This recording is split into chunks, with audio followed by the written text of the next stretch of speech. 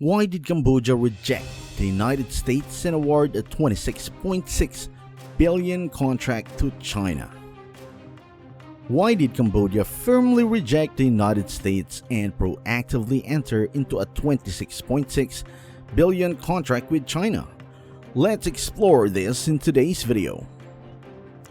The towering skyscraper, long enchanting buildings piercing through ancient forests, luxurious hotels, and glamorous restaurants lining the picturesque coast, along with sprawling, glittering casinos throughout day and night, are what anyone can see in Cambodia. Indeed, under the influence and funding from China, Cambodia has undergone a transformation. However, contrary to the glamorous facade, there is a concerning reality. Local people are suffering from poverty, unemployment, land and home loss, and exploitation in their own homeland. Unlike Vietnam's diplomatic approach of diversifying relationships, Cambodia has taken a different path. Today, Cambodia is entirely dependent on China in all aspects. While international experts considered it a debt trap in China's diplomatic strategy, the leaders of Cambodia do not share this perspective.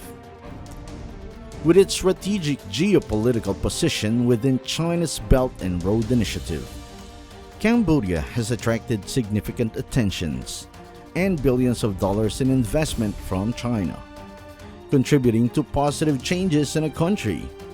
However, the price to pay is not low, as Cambodia is grappling with an extremely high public debt and the risk of falling into a debt trap. The environmental, cultural, and social impacts are also considerable. Cambodia holds a strategically important political position for the Southward Strategy, the Pearl Chain, and China's Belt and Road Initiative. Cambodia serves as a stepping stone, helping China deepen its influence and gradually reduce the influence of United States in Asia Pacific. Therefore, over the past 2 decades, especially after the 18th National Congress, China has consistently expanded and deepened its comprehensive relationship with Cambodia through a $1 billion investment project. The development of China's high-speed railway has captured global attention, not only for having the world's largest high-speed railway network, but also for bidding on one nation referred to Pakistan Railway Friend by Nissan is Cambodia. Why is Cambodia called the second Pakistan? What is the relationship between China and Cambodia? Firstly, regarding infrastructure, Cambodia has firmly rejected the United States and instead engaged in comprehensive cooperation with China.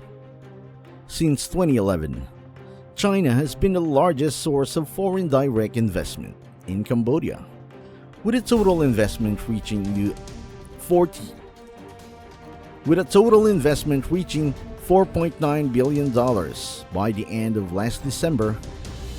Newly constructed buildings, primarily funded by Chinese enterprises, have sprouted up almost everywhere in the country. One of the notable projects is One Park area, also known as Phnom Penh No. 1, a residential and commercial complex. The project is spearheaded by the relatively unknown real estate development company, Graticity Group, based in Beijing.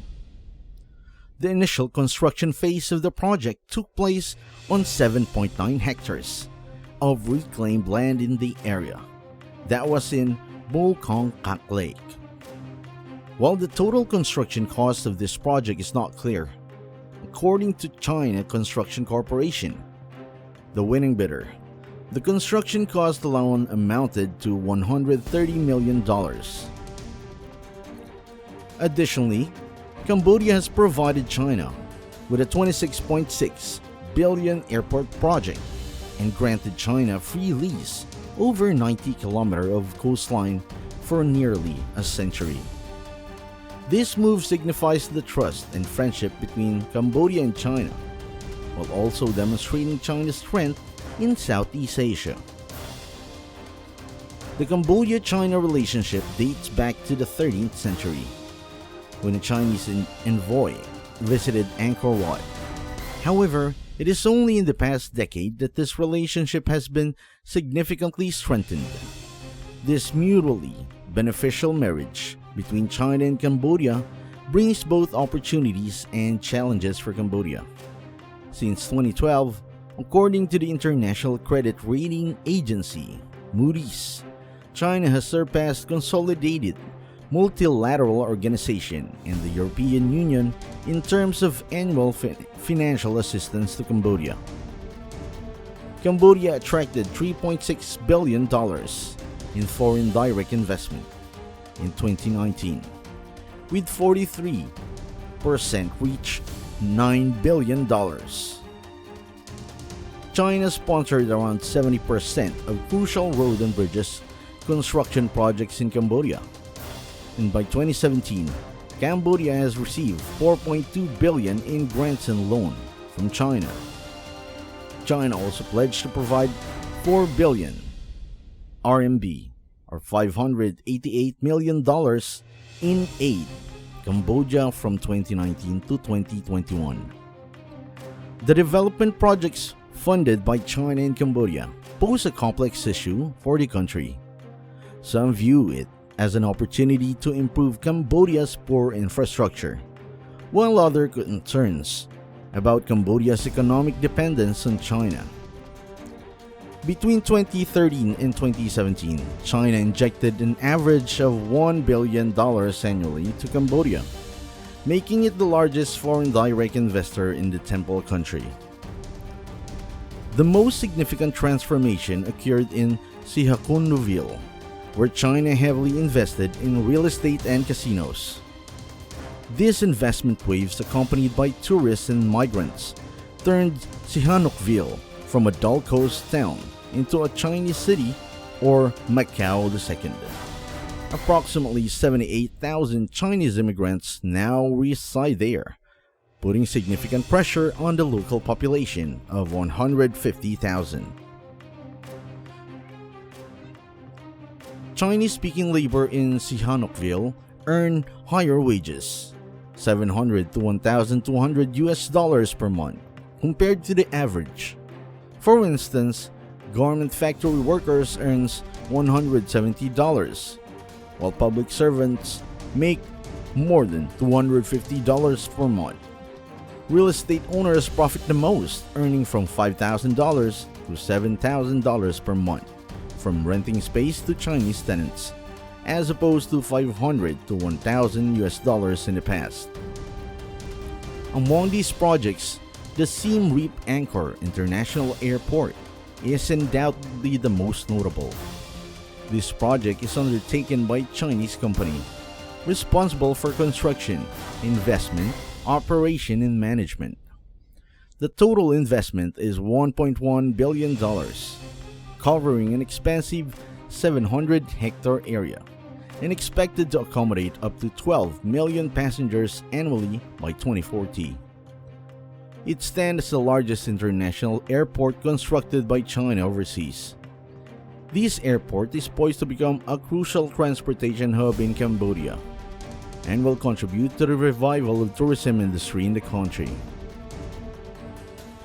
In addition to this airport project, Cambodia has also made a surprising agreement with China, allowing China to lease 90 kilometers of coastline for nearly a century. In other words, China will own 1% of Cambodia's entire coastline. This move is seen as a friendly gesture towards China and supportive of China's Belt and Road Initiative. For China, this not only increases maritime resources and expand development space, but also aids Cambodia in economic development and tourism promotion. Not only that, but China and Cambodia had issued a joint statement explicitly outlining China's support for Cambodia in planning, designing, conducting feasibility studies for railways, and promoting the construction of railway projects. In a recent joint communique, the emphasis on railway construction has become more pronounced. China expressed its support for Cambodia's railway and pledged to collaborate with Cambodia to plan and design, as well as conduct economic and technical feasibility studies. This indicates that China and Cambodia have reached certain agreements regarding the railway cooperation. While the China-Cambodia Railway may not be the most crucial part of Trans-Asian Railway Network, it is currently the easiest railway to build among Trans-Asian Railway. The western section of China-Myanmar Railway is an important route for China to address the Malacca Dilemma and holds significant economic importance. Additionally, Cambodia is focusing on promoting infrastructures development projects including the Phnom Penh-Sinokville Highway, Phnom Penh-Vavet Highway, and Phnom Penh-Siem Reap Highway. The Cambodia Railway Project in planning and the Funan Techno Canal Project, all carried out with the support of Chinese President Xi Jinping.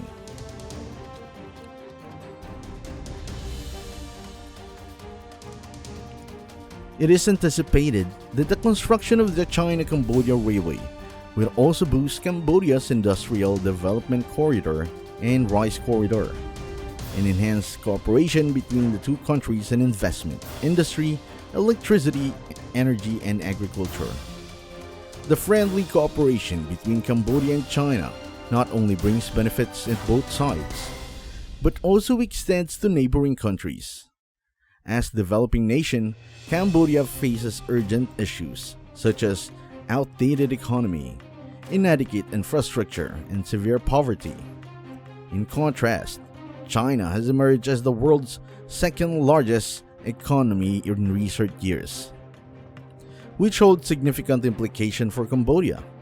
In their ongoing development, China and Cambodia will mutually support each other, achieve common benefits, and produce mutually advantageous outcomes, working towards a brighter future together. Cambodia is a crucial partner for China in Southeast Asia, and a vital friendly nation in international affairs.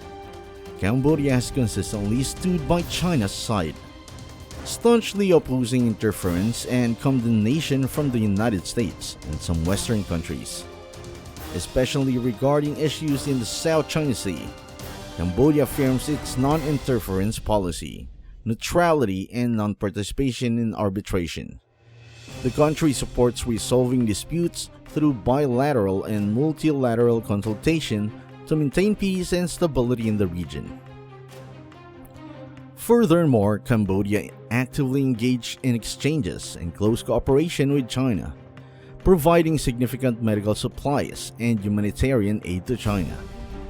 The collaboration between Cambodia and China is built on mutual trust, reciprocity, support, and mutual respect, reflecting friendly sentiments between the people of China and Cambodia. Cambodia has firmly rejected the temptation and interference from the United States, opting instead to cooperate comprehensively with China. Cambodia is perhaps where China has left the most significant imprint, its global investment strategy, showcasing the clear influence of Beijing's economic power.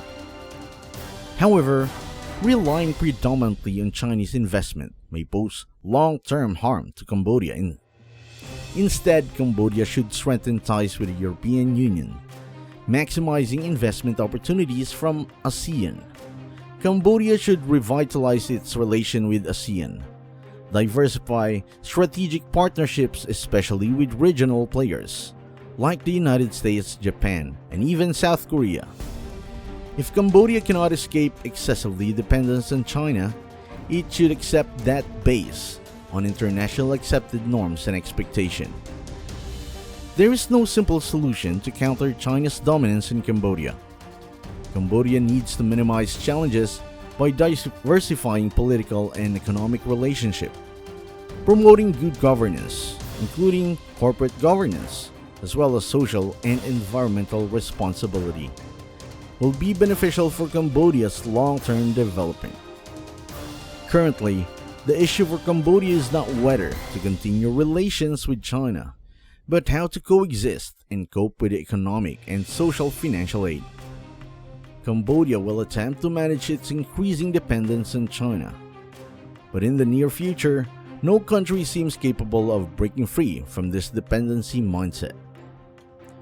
The story of Cambodia, notably the coastal province of Sihanoukville, serves as a lesson for the world regarding the downsides of Chinese investment. We hope that Cambodia and other countries will collaborate with China to develop their economies rather than exchanging economic benefits for political control. Thank you for watching the video. If you enjoyed it, please like, comment, and subscribe to our channel for our latest content. Goodbye and see you in the next video.